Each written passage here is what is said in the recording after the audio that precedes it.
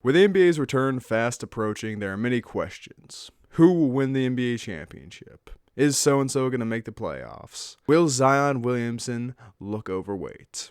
We here at Thick Minique are here to answer some of these questions with our 100% correct NBA bubble predictions for the Western Conference. Starting off, of the 13 teams in the Western Conference invited, really, there are only 10 here who should be playing basketball. The Phoenix Suns, the San Antonio Spurs, and the Sacramento Kings all should have gone home a long time ago.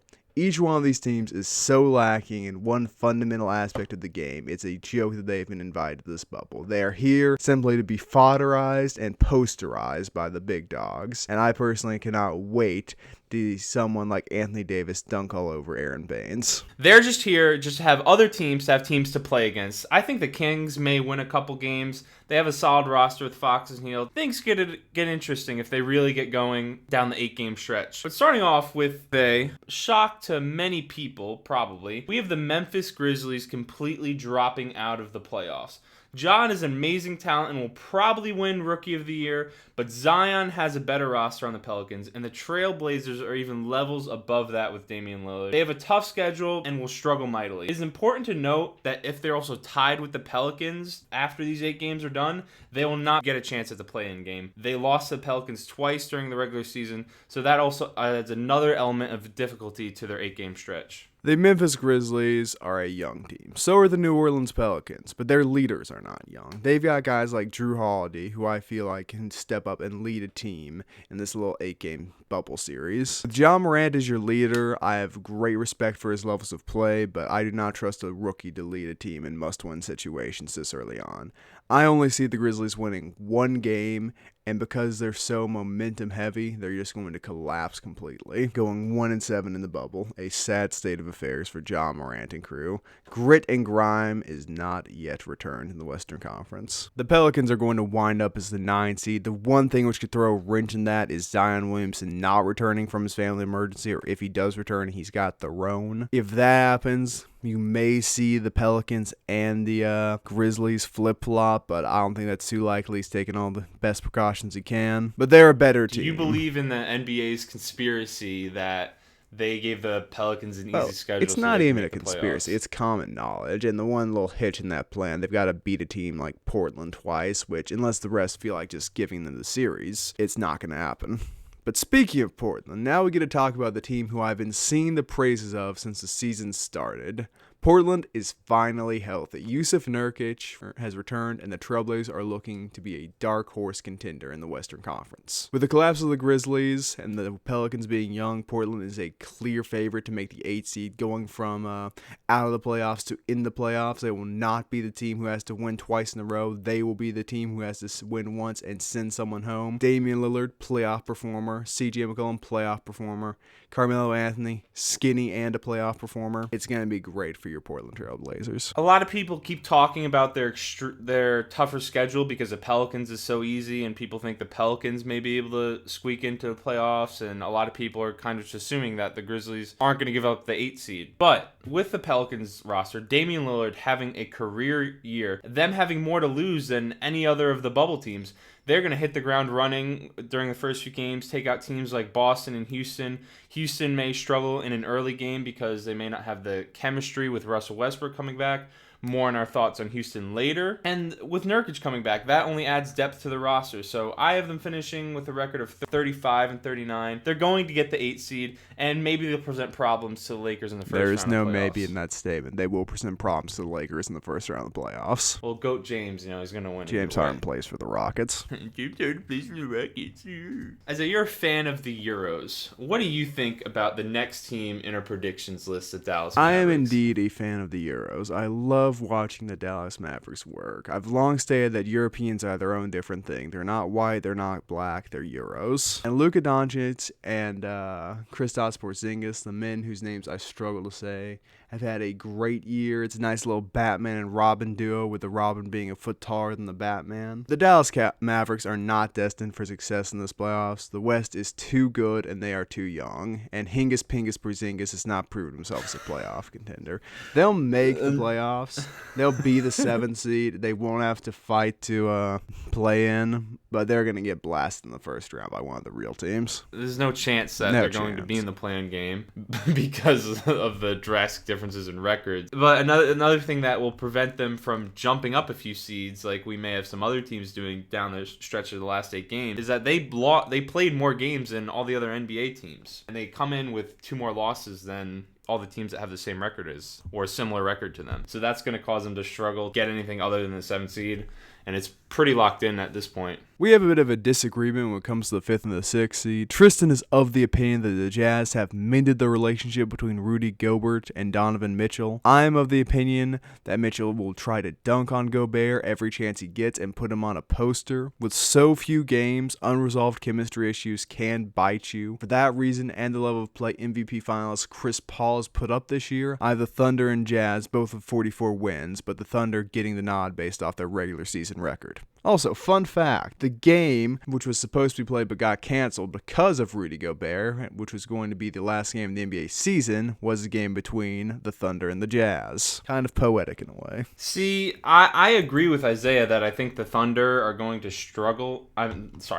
Jazz are going to struggle due to chemistry issues. Donovan Gobert, they don't like each other that much anymore. But I don't think they're going to struggle as much. I'm having them going to get 5 more wins down the stretch. They're going to finish with a record of 46-26. And with the Thunder, I think they're going to struggle just because the roster isn't all that special. It's very solid with veterans Steven Adams and Chris Paul, but how much do you trust them when we're playing all the best teams? There's no shitters for them to play against. I don't know if Shai Gilgeous-Alexander's Converse shoe deal will come into effect. Maybe he'll be playing like Mike. Other than that, both teams aren't going to make big moves in the playoffs. I just think the Jazz are going to finish with a slightly better record. I don't know, Tristan. With Chris Paul leading your charge, the Jazz get pretty spicy. They've got scores everywhere. We'll have to wait and see how that goes, though. Moving on. The team I lambasted as a regular season juggernaut and nothing else has put themselves in a position to prove me wrong. The Rockets are geared up to make a run in the playoffs this year. This run will start by them winning 7 of their 8 bubble games and securing the 4 seed. If given more than 8 games, I'd expect the Rockets to sneak up to the 2 or the 3 seed, but that's just not happening. The willingness of Russell Westbrook to run the offense and abandon his 3-point chucking ways is why the Rockets are here.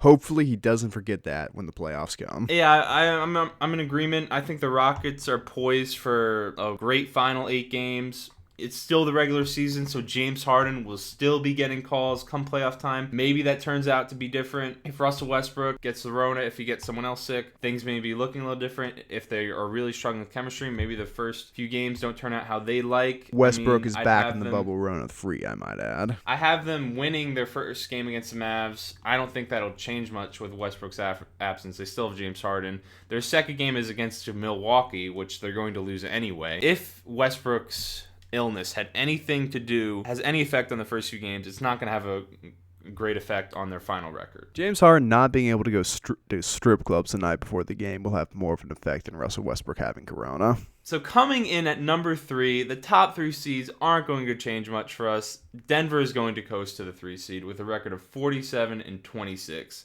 They have a solid roster. They're known for the regular season. They may lose a few games here and there. They close out their 8 games with the Clippers and Raptors. I think they may lose those. Their first game, they open with Miami. Miami's going to enter that game with high levels of energy. Jimmy Butler is going to want to prove people wrong that they can make a championship push. Isaiah, what is your opinion on the Denver You have Nuggets more faith in the number Eastern 3? Conference than I do, but the Nuggets are top to bottom one of the best teams in the A. They've got an amazing center, the best center in basketball. They've got great guards, and now they've got Ball, who is a complete enigma. No one knows what he's going to do.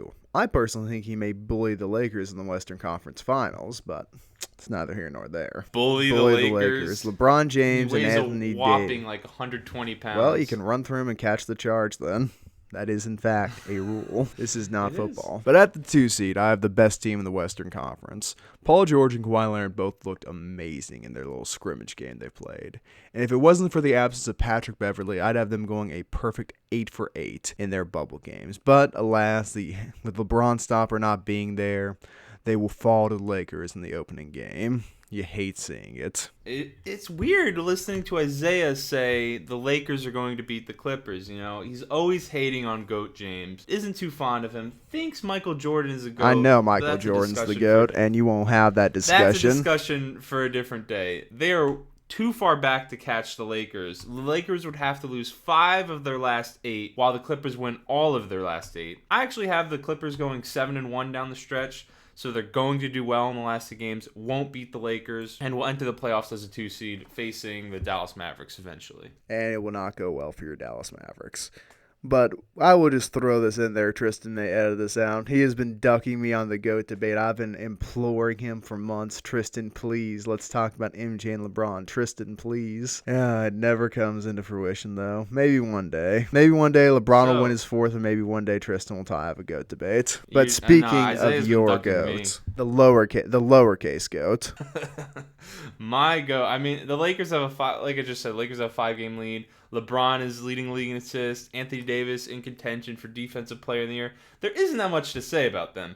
It's going to take a monumental collapse for them to lose the 1 seed. The only game that I have the Lakers dropping is to Rockets and 1 game to Denver. Harden and Westbrook will catch him sleeping. Isaiah elaborated a little bit on this in one of our more recent videos. It's going to be hard for the Lakers to guard 2 elite guards, but I don't think they'd be able to beat the Lakers in series. Not that has anything to do with this. While LeBron James is known for monumental collapses, I don't think it's going to happen in these 8 games. The Lakers have a very good leading man in Anthony Davis, and he'll be enough to get them the wins they need to retain the 1 seed. They'll probably have a first-round challenge, but until that starts, the Lakers will be smooth sailing to the 1 seed. Much like Isaiah's very smooth brain. Yeah, my brain is getting smoother every second I talk into this microphone. The ridges are just disappearing. Anyway, we'll throw up each of our final standings. That way you can get a better idea of the records we think these teams are going to end with. Let us know what you think about the NBA bubble in the last 8 games. Follow us on Instagram, Twitter. We've been posting a lot more there. Like the video, subscribe, helps us out. My brain hurts. See you next time.